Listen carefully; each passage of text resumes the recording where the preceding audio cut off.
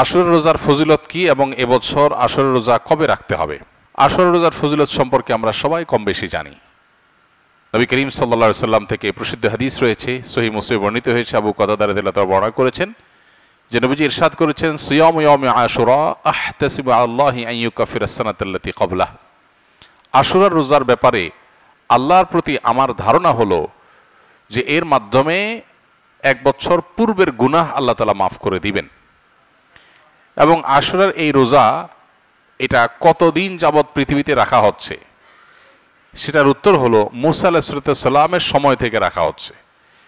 তার মানে কয়েক হাজার বছর ধরে এই আশুরার রোজা পৃথিবীতে রাখা হয়। এমন একটা ইবাদত যেটার ধারাবাহিকতা হাজার হাজার বছর। তো এই আশুরার রোজা রাখার গুরুত্ব অপরিসীম। সাহাবা ইকরাম নিজেরা তো রাখতেন, নিজেদের বাচ্চাদেরকে পর্যন্ত এই রোজা রাখতে উদ্বুদ্ধ করতেন যারা রোজা রাখার মতো তাদেরকে, এবং সেই সাথে তাদেরকে খেলনা ইত্যাদি দিয়ে ভুলিয়ে রাখতেন। এটা ছিল নবী সাল্লাল্লাহু আলাইহি সাল্লামের সাহাবা ইকরামের সুন্নাহ। সেজন্য আশুরা রোজা আমরা রাখার চেষ্টা করব ইনশাআল্লাহ। এই বছর আশুরা রোজা আমরা কখন রাখব সেটার উত্তর হলো, আজ বাংলাদেশে এবং এ অঞ্চলে যেহেতু একদিন পরে চাঁদ দেখা যায় মিডিল ইস্টের তুলনায়, সো আমাদের এখানে আজ ৮ই মুহররম। ৮ই মুহররম যেহেতু আজকে সন্ধ্যার পর অর্থাৎ শুক্রবার সন্ধ্যার পরেই ৯ই মুহররম শুরু হয়ে যাবে। আর আশুরা রোজার মধ্যে সবচেয়ে উত্তম হলো ৯ এবং ১০ই মুহররম রোজা রাখা। ১০ই মুহররম আশুরার দিন, আশুরা মানেই হলো মুহররমের ১০ তারিখ বা ১০ম দিন, অতএব সেটা তো আছেই। সেটা আগামী রোববার মুহররমের ১০ তারিখ হবে। শনিবার দিবাগত রাতে সারিখে আমরা মূল রোজা আশুরা রোজাটা রাখবো ইনশাআল্লাহ। আর সাথে ৯ তারিখকে প্লাস করে রোজা রাখলে সেক্ষেত্রে আজকে দিবাগত রাতে আমাদেরকে সারি খেয়ে আগামীকালকে শনিবার রোজা রাখতে হবে, অর্থাৎ ৯ এবং ১০। তাহলে শুক্রবার দিবাগত রাত, আজ শুক্রবার দিবাগত রাতে আমরা সারি খেয়ে কালকে রোজা রাখবো ইনশাআল্লাহ। আবার আগামীকাল দিবাগত রাতে সারি খেয়ে তারপরের দিন রোজা রাখবো। তাতে ৯ জিলহজ এবং ১০ জিলহজ দুইটা রোজাই আদায় হয়ে যাবে ইনশাআল্লাহ। কারণ যদি কালকে রোজা রাখা সম্ভব না হয় তাহলে তিনি শনিবার দিবাগত রাতে খেয়ে রবিবার রোজা রাখবেন, সেটা হবে আশুরার মূল রোজা। আর রবিবার দিবাগত রাতে সারি খেয়ে সোমবার তিনি রোজা রাখবেন, তাতে হবে আপনার ১১ই জিলহজের রোজা। আর সোমবার তো সাপ্তাহিক নফল রোজা আছেই, সেক্ষেত্রে আমরা টানা ৩টা রাখতে পারি। শুক্রবার দিবাগত রাত, শনিবার দিবাগত রাত, এই দুইটা আশুরা। আর রবিবার দিবাগত রাত হলো কিসের? সোমবারের সাপ্তাহিক নফল রোজা। তাহলে টানা 3টা রোজা হয়ে গেল। আর যদি কেউ একের ভিতর 2 চান, মানে শর্টকাটে, তাহলে সেক্ষেত্রে শনি আর রবি রাখলে রোববারেরটা ডাবল নিয়ত করতে পারেন। 11ই মুহররম হিসাবে রোজা, আবার সোমবারের রোজা, দুইটা সবই একসাথে পাওয়া যাবে। আর যদি কেউ 3টা রাখেন তাহলে তার সব বেশি, এটা বলার অপেক্ষা রাখে না। অতএব আশুরা রোজাগুলো আমরা রাখার চেষ্টা করবো ইনশাআল্লাহ। এদিন আল্লাহ রাব্বুল আলামিন মুসা আলাইহিস সালামকে বিজয় দিয়েছেন, সত্যের বিজয় দিয়েছেন। আর অসত্য বা ফেরাউন বাহ্যিকভাবে শক্তিশালী মনে হলেও দীর্ঘদিন অহমিকার সুযোগ আল্লাহ তাআলা ছাড় দিয়ে একটা পর্যায়ে তাকে চরম পরিণতি বরণ করতে বাধ্য করেছেন।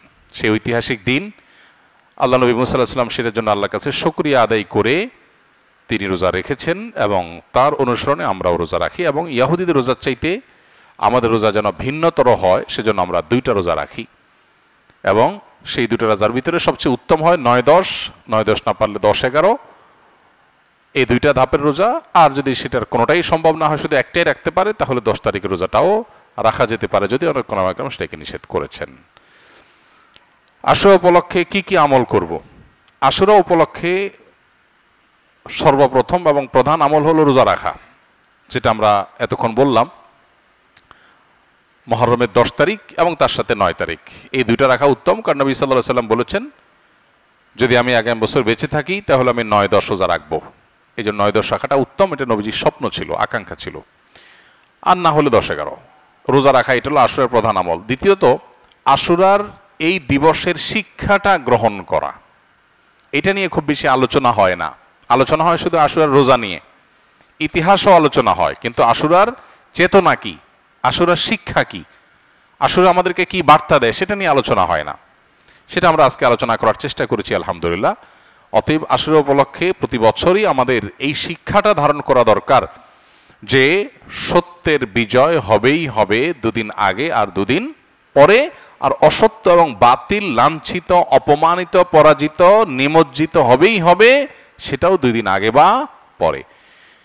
ফেরাউন শক্তিশালী ছিল, ফেরাউন ক্ষমতাবান ছিল, জালিম ছিল, তাই বলে তার পক্ষাবলম্বন সত্যের অনুসন্ধানে মানুষরা করে নাই। মুসা আলাইহিস সালাম দুর্বল ছিলেন, তার অনুসারী বনী ইসরাঈলও দুর্বল ছিলেন, তারা শোষিত ছিলেন, আর ফেরাউন শোষণকারী ছিল। এই দুইয়ের মধ্যে আল্লাহ তাআলা চূড়ান্ত হাসি, শেষ হাসি, চূড়ান্ত বিজয় এটা দান করেছেন কাকে? মুসা আলাইহিস সালামকে। অতএব সত্যের বিজয় হয় 2 দিন আগে আর পরে। এই চেতনা, এই শিক্ষা মাথায় রেখে যদি আমরা চলি, আমরা সত্যের সাথে থাকবো, সেটা দুর্বল হলেও, সত্যের সাথে থাকবো সংখ্যায় কম হলেও।